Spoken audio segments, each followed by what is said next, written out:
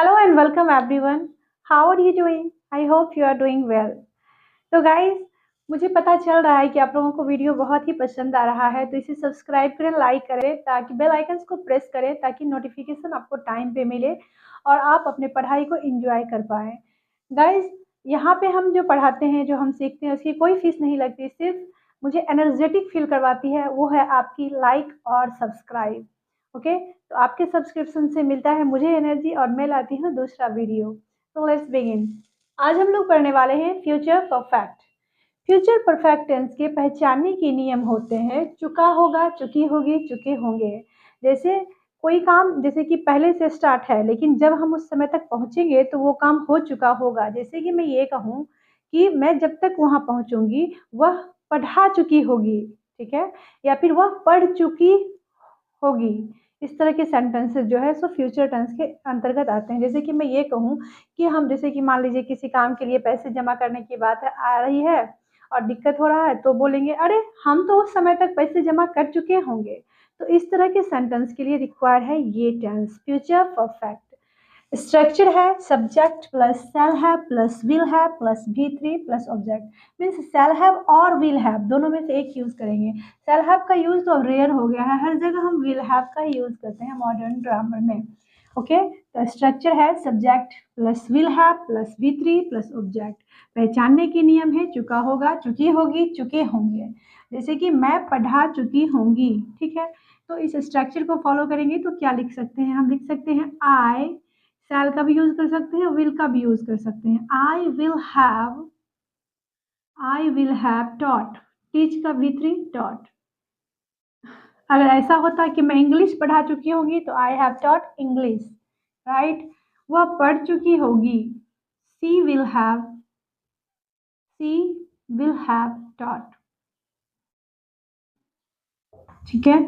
हम लोग उस समय तक पर्याप्त पैसे जमा कर चुके होंगे, वी विल हैव। अब पर्याप्त पैसे हैं, वी विल हैव। जमा कर चुके होंगे, ये वर्ब है तो यहाँ पे लिखेंगे saved. We will have saved enough money. पर्याप्त पैसे को इंग्लिश में बोलते हैं enough money. Okay, enough money by that time, मतलब हम लोग उस समय तक बाय दैट टाइम, ऐसे भी हम लोग लिख सकते हैं। तो मैंने एक छोटा सेंटेंस लिया, दो छोटा सेंटेंस लिया और एक बड़ा सेंटेंस लिया। तो हमने देखा कि पॉजिटिव के लिए ये स्ट्रक्चर थे, पहचानने के क्या नियम थे। जैसे कि मैं पढ़ा चुकी होंगी। नेगेटिव की बात करेंगे कि मैं नहीं पढ़ा चुकी होंगी, तो इसका ट्रांसलेट हम कैसे करेंगे? यहाँ पे जो स्ट्रक्चर है विल हैव, इसके बीच में हम नोट लगा देंगे, विल नॉट हैव। जब सेंटेंस नेगेटिव में बनाना हो तब हम यूज करेंगे ये structure subject plus will not plus V3 plus object. जैसे कि मैं नहीं पढ़ा चुकी होंगी, तो इसे कैसे ट्रांसलेट करेंगे? I will not have taught, negative के लिए, ठीक। वह नहीं पढ़ चुकी होगी, सी विल नॉट हैव, ठीक है। सी वॉन्ट हैव भी आप बोल सकते हैं विल नॉट को यूज कॉन्ट्रास्ट में, सी वॉन्ट हैव टॉट।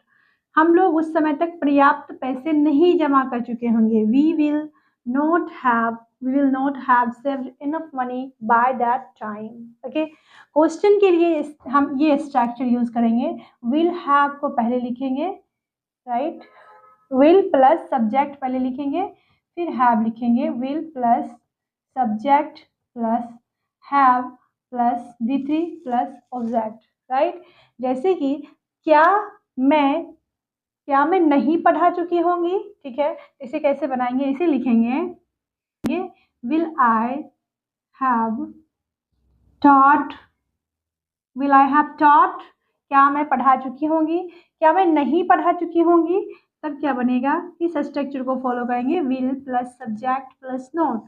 तो will plus I plus have, will plus I plus not, ठीक ना। Will I not have taught, will I not have taught, ठीक है। क्या मैं नहीं पढ़ा चुकी होंगी। तो लेते हैं एक सेंटेंस और हर वीडियो की तरह कर लेते हैं प्रैक्टिस। So let's begin.